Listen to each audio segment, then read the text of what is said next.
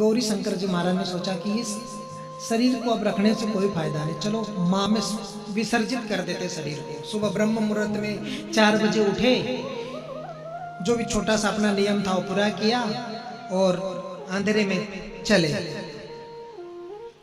महाराज गौरी शंकर जी चले और अब बस पहुंच गए माँ के किनारे, तो पीछे से एक छोटी सी बालिका आवाज देती है, बाबा ठहरो, कहां जाते हो? बाबा ने कहा अभी तो अंधेरा है। इस वक्त कौन बालिका आ गई? पीछे देखा तो एक बालिका है, छोटी सी। बाबा कहां जाते हो? शरीर पूरा करने की इच्छा है आपकी? बाबा ने सोचा इसको क्या पता। बाबा ने कहा आपको क्या पता? और इस जंगल में सुबह ब्रह्म मुहूर्त में कहां से आ गए तुम कौन हो? बोले मैं नर्मदा हूं। क्या कहा? मैं नर्मदा हूं। महाराज गौरी शंकर जी की बात नहीं, कलयुग में बहुत लोगों पे माँ का कृपा हुई है। साक्षात है नर्मदा जी, जब देख रहे हैं हमारे व्यासपीठ पे सामने। और इतने चमत्कार देखे महाराज, हमको रास्ते में बहुत लोग मिले। और इतनी परिक्रमा लोग क्यों कर रहे हैं? क्योंकि मनोकामना पूर्ण हो रही है। अगर प्रदीप जी बता रहे हैं और तुम वो नियम कर रहे हो और तुमको कुछ मिल रहा है, तो तुम्हारी भक्ति बढ़ रही है, श्रद्धा बढ़ रही है। इसलिए शिव मंदिरों में अत्यंत भीड़ लग गई श्रद्धा के कारण, क्योंकि कुछ न कुछ प्राप्त हो रहा है। उसी तरह से माँ नर्मदा के हमने इतने इतने चमत्कार देखे। बड़ी बड़ी बीमारियां, बड़े बड़े रोग, जो प्राप्त नहीं हो रहा वो प्राप्त हो जाना, जो भी कामना उन्होंने लेकर की थी मां होना, ये कईयों के मुख से सुना हमने, कईयों के। और कितनी भीड़ लगती है महाराज। हम तो माँ की कृपा से हमारा आश्रम तो बिल्कुल मार्ग में है। हर परिक्रमावासी हमारे आश्रम से जाता है और वहां भी हमने सेवा शुरू करी है। हमारी योग्यता ज्यादा नहीं है और जिस दिन हो जाएगा तो और भी हमारी तो बहुत इच्छा है और होगा वो, आज नहीं तो कल। माँ नर्मदा की कृपा बरसेगी ही बरसेगी, बिल्कुल पक्की बात है। हम तो चाहते हैं कि खूब वहां परिक्रमावासियों की सेवा हो। हम संकल्प लेके आए सुलपानी से। सुलपानी की एक झाड़ी पड़ती है 200 किलोमीटर के समथिंग, उसमें पूरा जंगल लगता है। पहले तो बहुत घोर जंगल होता था, अभी उतना नहीं, लेकिन अभी भी कठिन है सब। बड़े बड़े पहाड़ लगते हैं, पथरीली पगडंडियां लगती है, रहने को जगह नहीं होती बहुत दूर दूर तक, क्योंकि आदिवासी एरिया है, जंगली एरिया है, लोग भी बहुत दूर दूर रहते हैं। परिक्रमा में हम बात करें और वो दृश्य की बात ना करें जिसके कारण हमने सदगुरु धाम में चाय की सेवा का संकल्प आया। आज हमारे सदगुरु धाम में जहां मैं रहता हूं, बापू की कृपा से, गुरुदेव कृपा से, हम वहां से चाय का संकल्प लेके आए। कहां से लेके आए वो भी सुन लो। तो सुलपानी में एक दिन, वैसे तो बहुत अनुभव है वो, लेकिन ये बहुत दिल को छुआ हुआ है, जो आगे भी चलते ही रहेगा, क्योंकि वहां से चाय सेवा जुड़ी हुई है। आज नहीं तो 100 साल बाद हम मर जाएंगे, तब भी कभी वहां अच्छा माँ की कृपा से वैभव हुआ और सेवाएं माँ के भक्तों की हुई, तो ये कथा ये हमेशा सतगुरु धाम से जुड़ी रहेगी। क्योंकि हम तो क्षण भंगुर लेके आए जीवन, आज फिर तो कल मरेंगे। तो हम मर भी जाएं कल, तो आने वाले समय में ये छोटा सा चरित्र जुड़ा रहेगा कि इसके कारण सतगुरु धाम में चाय का संकल्प आया इनके मन में।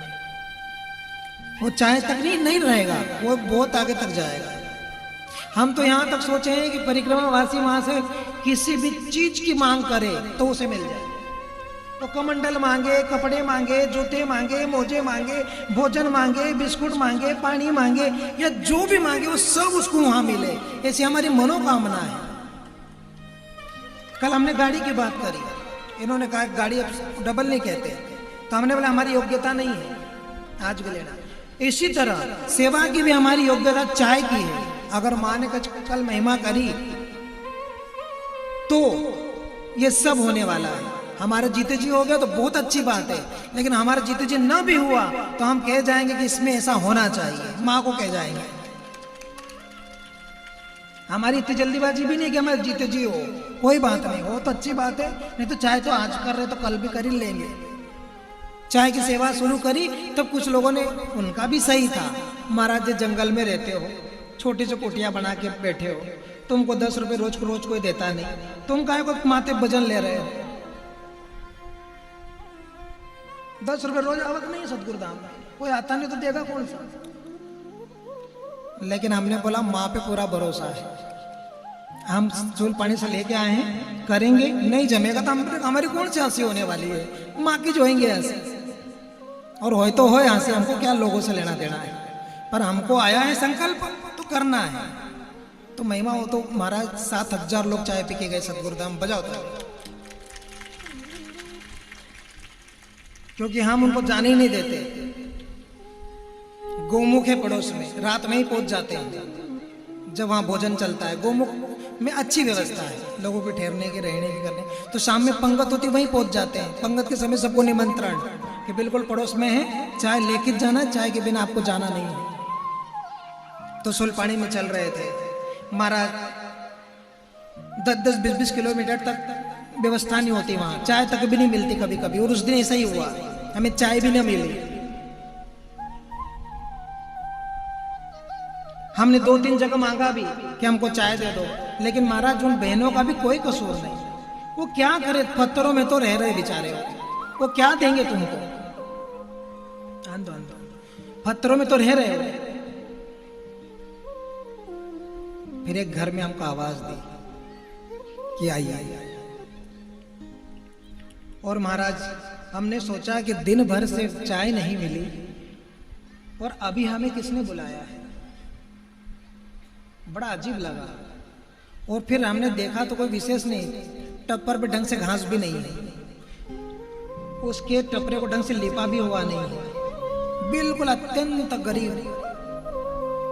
हम गए, उसने हमको बिठाया, जल दिया पात्रों में हमारे, हमने जल लिया, और महाराज फिर कहा कि हमारी जो धर्म पत्नी है पड़ोस में कुछ कार्य से गई है, आप 15 मिनट आराम करो, वो आएगी तब आपको चाय पिलाएंगे। चाय भी मतलब अब काली मिलती है, दूध तो होता ही नहीं है। तो महाराज फिर उनकी पत्नी जब आई 15-20 मिनट बाद,